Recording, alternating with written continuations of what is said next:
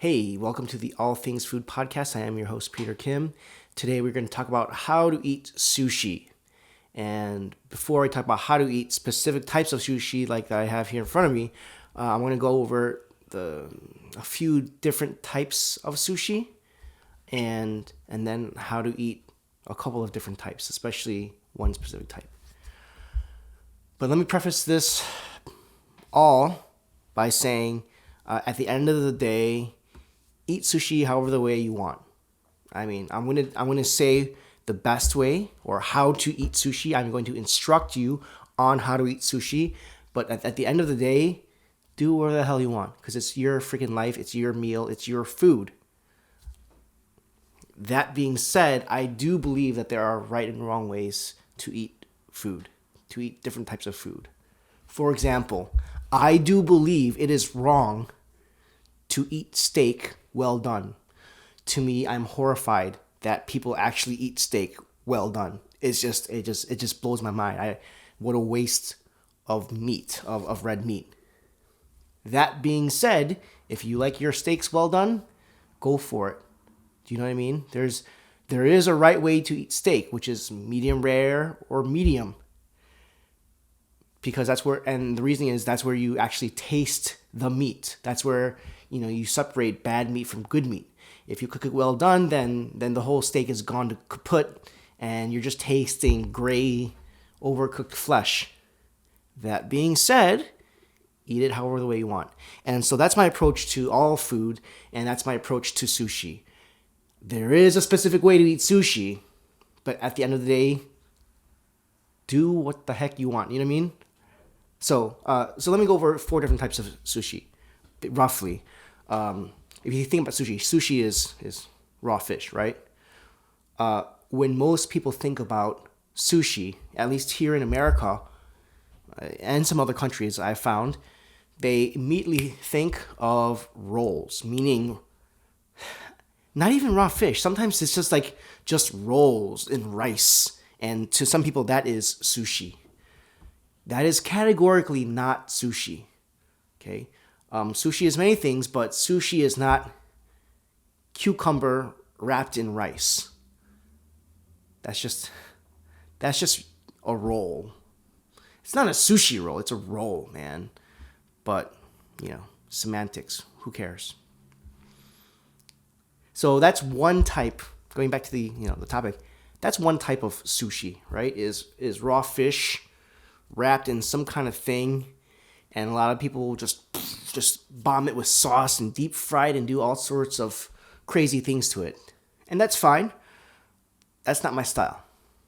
Okay? Those are sushi rolls. That's what I have here in front of me. I opened up this package. I think it's in camera. Yes, it is. All right.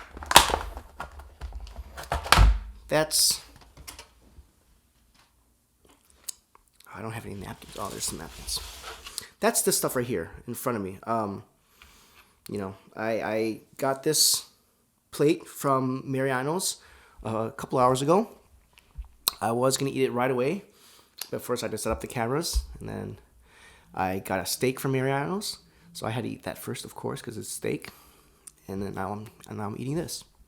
So this is a spicy salmon roll with some kind of spicy sauce and avocado. So that's one type of sushi. That's a type that I think a lot of people in America and some other Western countries, and I know a buddy from New Zealand, they think of rolls. They think of something like this.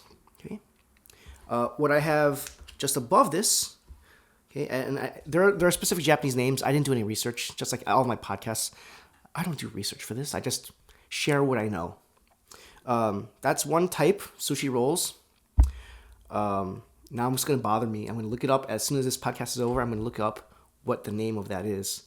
Another type, very common, is right up here. And that's nigiri sushi. That I do know. And that is what you show as sushi, raw fish, over a little mound of rice. Traditionally speaking, you would have horseradish, which is this green stuff here, you would have this. I'm not gonna lick it. It's gonna be brutal. You would have this nestled in between the fish right here and then the mound of rice. But this is Mariano's, so this is not a traditional sushi restaurant.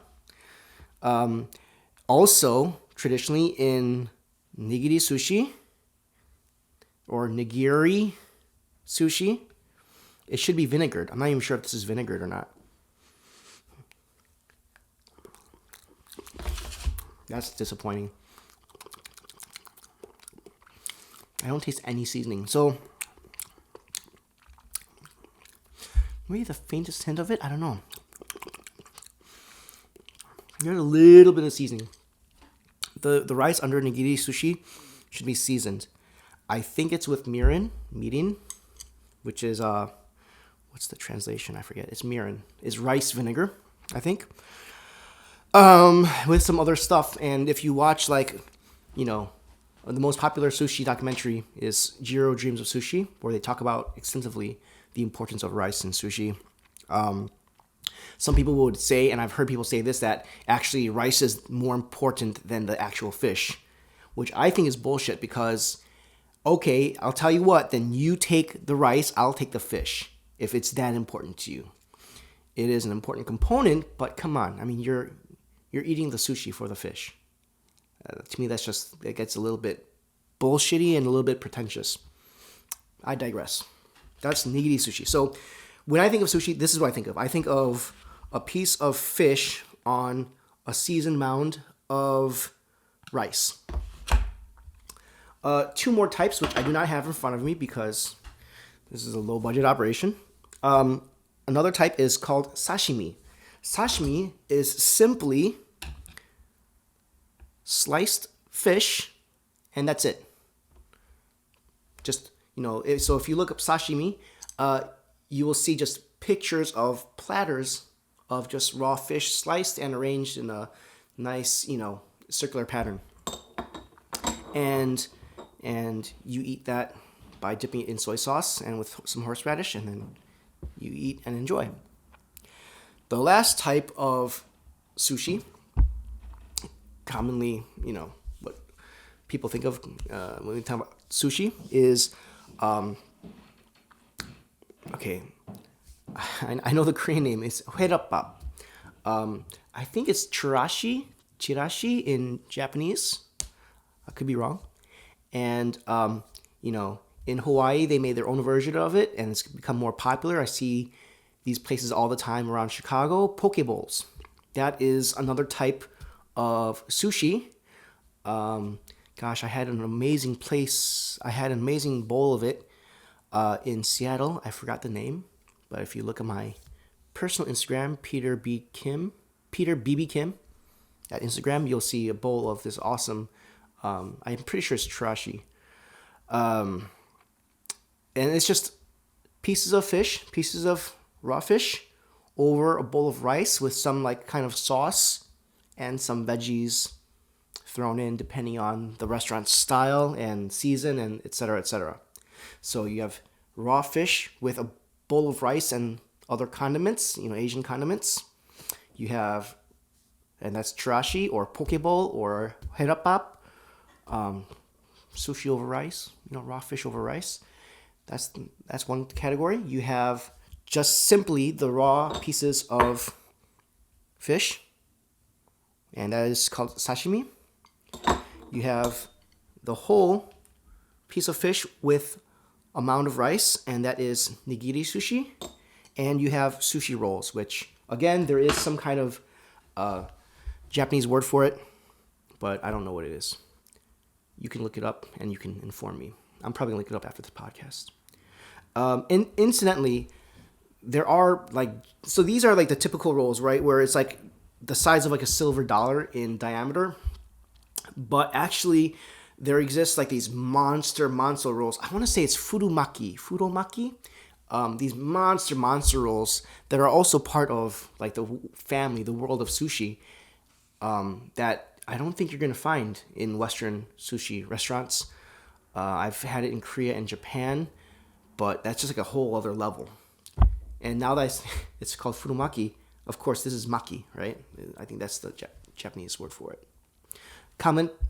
You feel free to insult me for my ignorance, but I'd love to hear your feedback. But that's what I know. So those are my 4 basic types of sushi. Okay, so let's get into it. Let's get into the components of a typical meal. Again, this is from Mariano's. I'm not expecting world class, and this is a couple hours old. Let me just throw out some tips when you're eating sushi. Go to Japan. Go to Japan for good sushi. Honestly, just go to Japan for good sushi. I miss it so much. Good sushi has been really hard to find in America. It's really hard to find good sushi in America without paying, like a few $100s. And Korea has great sushi, but the best sushi in Korea is the Japanese style. There's Korean style as well, but I think the Japanese style is far superior. And that will probably be another podcast in the future, talking about the best places to eat in Japan and or Korea. I digress. Let's get into it. Okay, so this is, let me get here into the frame.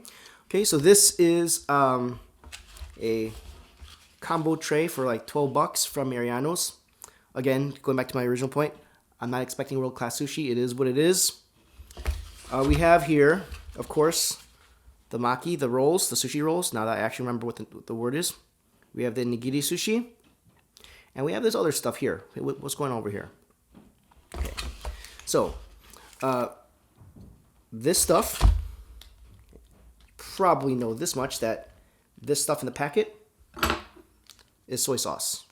So, being the nice Asian that I am, I do have soy sauce bowls and my fancy chopsticks that I bought in Tokyo. Thank you very much. I need to get a napkin because this could get messy. I have so many stories, memories, opinions about eating in a sushi restaurant, but honestly, I'm not sure if that would apply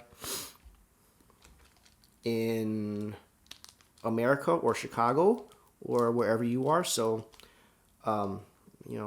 maybe I'll share some stories, but a lot of the advice people kind of already know, I feel, from Jiro Dreams of Sushi. Let me get a napkin. Or other shows.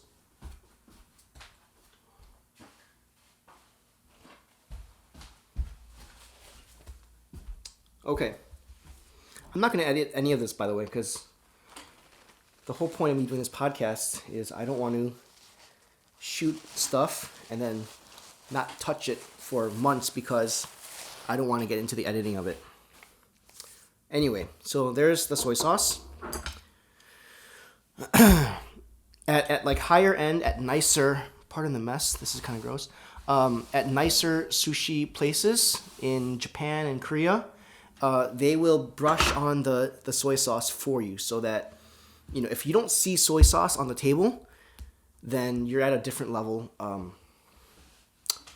sushi restaurant. Although I have been to a place in Osaka where they had brushes for the soy sauce at the table, so it was a weird mixture because it was a nice sushi restaurant. I mean, it was not expensive at all. Like $20, I think it was like $20 for 10 pieces of sushi, and they had brushes on there, so you can brush your own, but you could do it yourself. But other places I've seen, they just have the chef will brush it on for you, and there's no soy sauce. If there's no soy sauce, don't ask for it, because you're not meant to put additional seasoning. Soy sauce is salt, right? And so if you are asking for soy sauce, then you're saying, oh, this is not properly seasoned. At higher end places, most places, they'll have your soy sauce, throw the soy sauce in the bowl, and then you add your wasabi or your horseradish. Sushi snobs will tell you that this is not true horseradish. That is, chemically made. I forget what is the base of this cheap horseradish. But then if you actually look at the price of real horseradish root, it's just crazy expensive.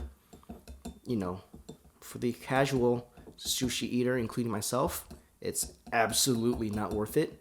I'm sure it's lovely and amazing and wonderful. And when I get the chance to try it, I absolutely will. But for right now, I am perfectly happy with my cheap horseradish. Okay. I like a good amount of horseradish. There's no way to measure it really. You just go by feel and by taste after a piece or two. Okay. Now, this is the thing that initially made me want to make this episode. What to do with this stuff. What is this stuff? Okay. This is ginger. This is ginger. You do not put the ginger onto the sushi. This is not a garnish that you put onto your sushi. For some of you, you're like, of course not. Others are like, oh my gosh. This is intended to be a palate cleanser between each piece of sushi. So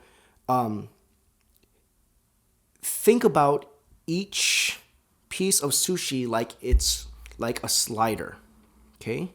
But a slider that has been prepped with a lot of intent that's different from the others that you are meant to sit down and enjoy slowly and carefully.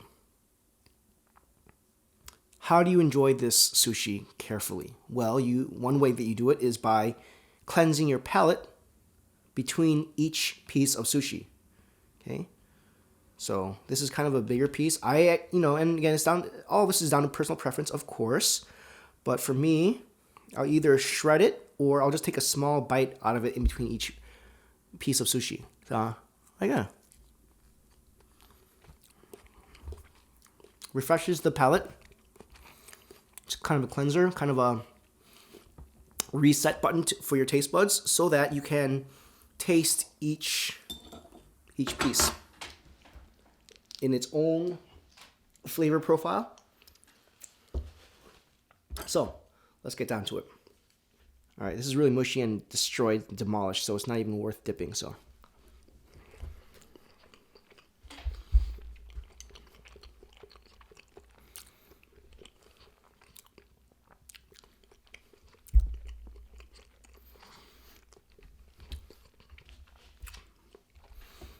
One tip, when you order sushi at the market, ask them to make it for you. Don't grab the stuff that's already been made because it's been sitting out there for hours. When you eat sushi, you want the freshest made sushi possible. And by that I mean from the chef's hands. For example, I went to the store, I think it was around 5:30 or 6, and I saw a similar combo platter like this. Same types of nigiri sushi, different kind of roll, but it was made at 11:50. Let's say 11:30. So it was 6 hours old sitting in the refrigerated compartment. Sushi needs to be eaten as soon as possible after it was made. Now, contrary to common belief, good sushi does not mean the freshest fish possible. Meaning, this fish was alive an hour ago, so this is the very best possible state of fish. That is incorrect. At the higher end sushi places, yes, I did grab my napkin with my foot. Thank you very much, because I am civilized. At the higher end sushi places, they will age their sushi for, hours, days. And you're like, I only want, this fish has never been frozen. It's all been frozen. When the fishermen go out and catch the fish, they freeze it. It kills parasites, and it keeps it from not rotting in the storage area. Of course it's frozen. Am I wrong in that? Am I crazy? So, it's the freshest possible. Well, no. You want the freshest made sushi. You don't want this rice to get all jelly sitting in a refrigerator for 5, 6, 8 hours, 12 hours. That's disgusting. The sushi chef, they made it, went into my basket, and then it was delayed because of my steak, but now I'm eating it a couple hours later. Okay. Anyway, you notice that the horseradish sauce has sunk to the bottom a little bit. I want to give that a little stir so I get even amount of wasabi. I'm just going to do a light dip. Just a light dip. There we go. Oh, that was a dunk. That's okay. Way better.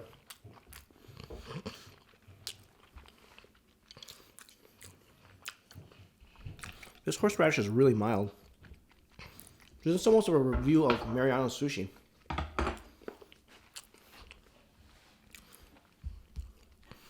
Well, salmon is great because salmon is awesome. There's so much fat in salmon. It's really hard to have bad salmon unless it's old. Okay.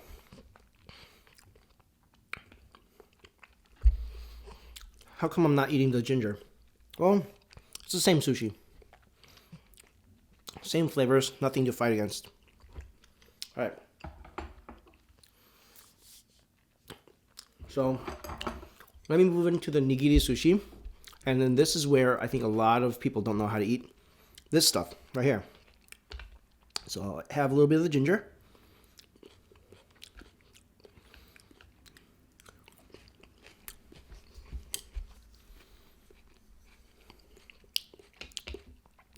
Generally speaking, now for a combo this doesn't matter, but for generally speaking, if you get like a larger platter of nigiri sushi, you generally want to go from lighter fish or the leanest fish to the heavier or the fattier types of fish.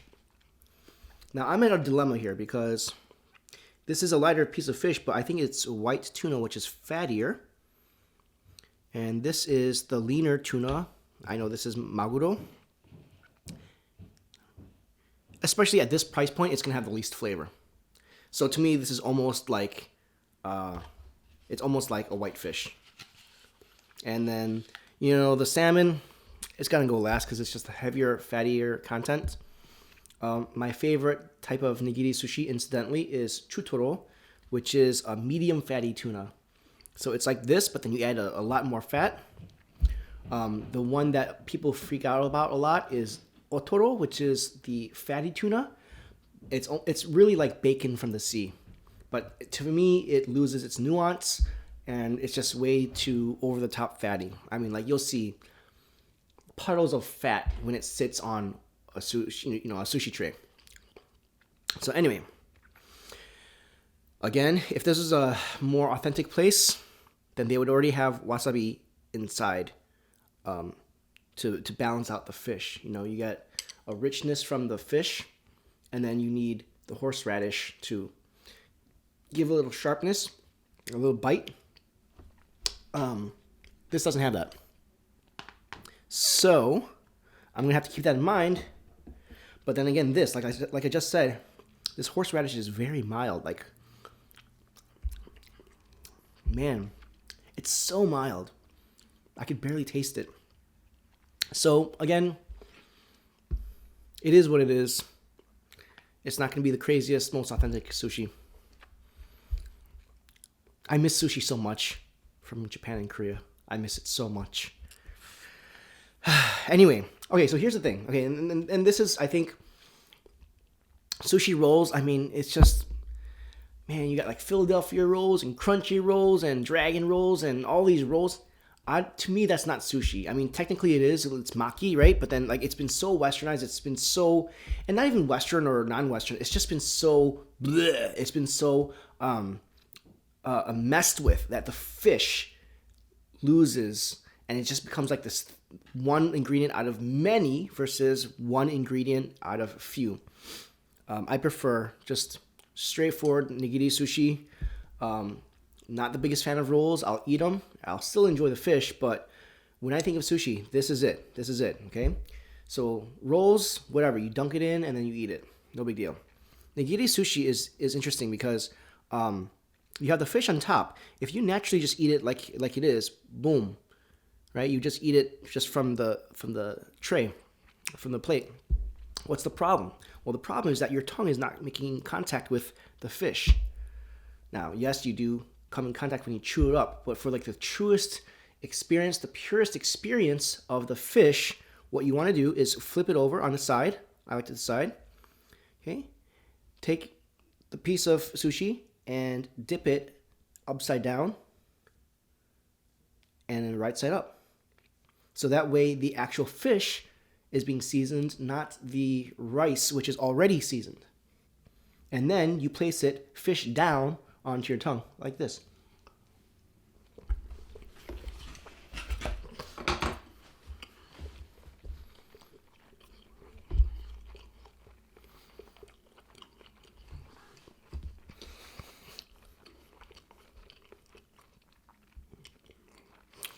The rice is so underseasoned though. I'm getting no flavor from the wasabi. No kick. Man.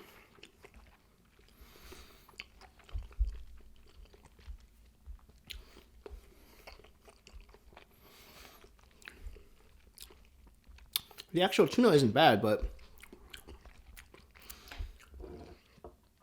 it feels very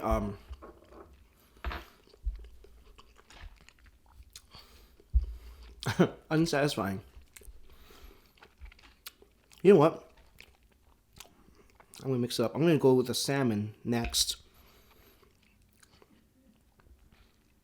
because I have a feeling the white one's gonna be pretty good. I'm pretty sure it's white tuna. What does white tuna mean? I think it's the belly of the tuna, because there's no like white tuna as opposed to like red tuna. I think that just means the belly. All right, so a couple of thoughts. This is kind of a review of Mariano's sushi. Granted, it's been in the fridge for a couple hours, but guess what? If you buy sushi from Mariano's, it's going to probably be sitting in the fridge for a couple hours, or 6, as it was the case for today. So that's why I say again, ask for them to make it fresh for you and then take it home. And don't put it in the fridge, just eat it there or at home, right as soon as you get home. Okay, so again, I've put my, let's see, can you see it? Put my sushi on the side. I've already had my ginger to cleanse my palate. Dip it, dunk it. I'm going to get a lot because I just need to get a little more kick. Can I get the kick from the wasabi here?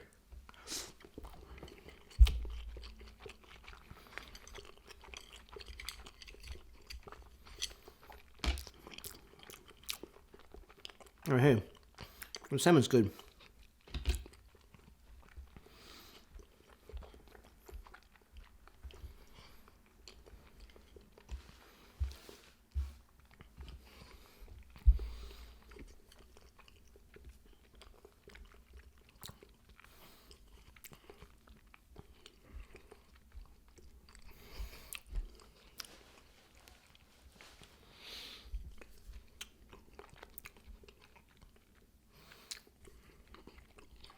Yeah, that's the thing. The sushi should work all together in unison to create an experience. The problem with this lower end sushi, the rice doesn't have a lot of flavor. The wasabi is weak. So then you're overpowered with the soy sauce, which is soy sauce, and the fish, which is good. I mean, like I said before, I'm eating sushi for the fish, but the rice and other components do play an important role. And the problem with this level of sushi is that you just don't get it. You just don't get the other flavors. One more try. I told you I thought this was going to be the special. We'll see. And also, like, I don't know, man. I don't know.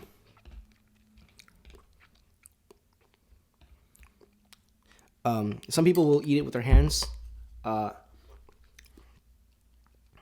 But I've actually never seen that in real life, so I have done it just to mix things up, but what's wrong with chopsticks, right? Okay, here we go.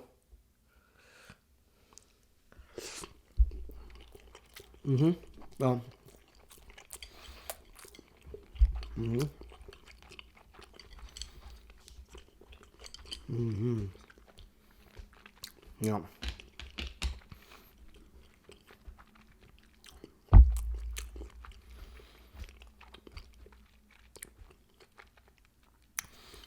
Mm.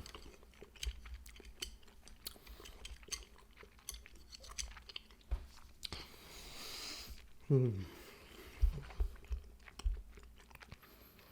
Okay. That was definitely my favorite piece. The cool thing about the fattier white pieces of sushi, there's a lot more subtlety to it. Salmon, not a lot of subtlety. It's just a lot of fat, which is delicious. I really like salmon. It's like my second or third favorite, third or fourth favorite type of sushi. First one being chutoro, second one being probably hamachi or yellowtail. Unagi, eel, that's also pretty awesome. But this is really good. Different level, different type of flavor, different level of flavor. It's great. And that's how you eat sushi. I hope this has been informative. I'm going to eat the rest off camera because you don't need to see me eat the same roll 6 more times.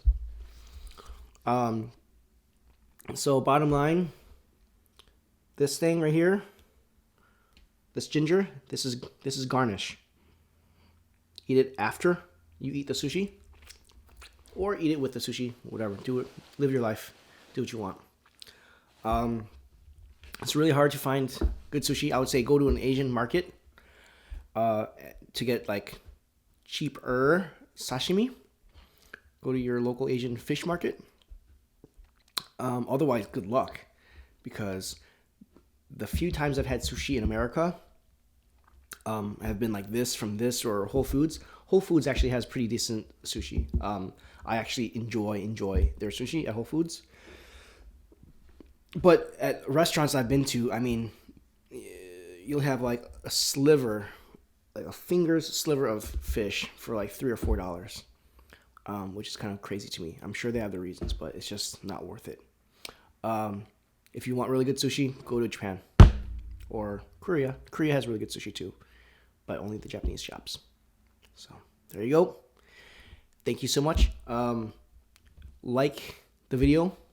Subscribe to the channel if you enjoy this video. If you like foodie experiences, I'm also on iTunes, All Things Food Podcasts, or wherever you get your podcasts. If you have any questions, thoughts about sushi, recommendations for future shows, I would love to hear them.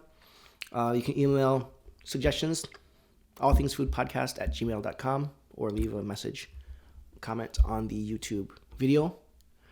I've removed all music because it didn't feel right, and it's just one less step I need to worry about.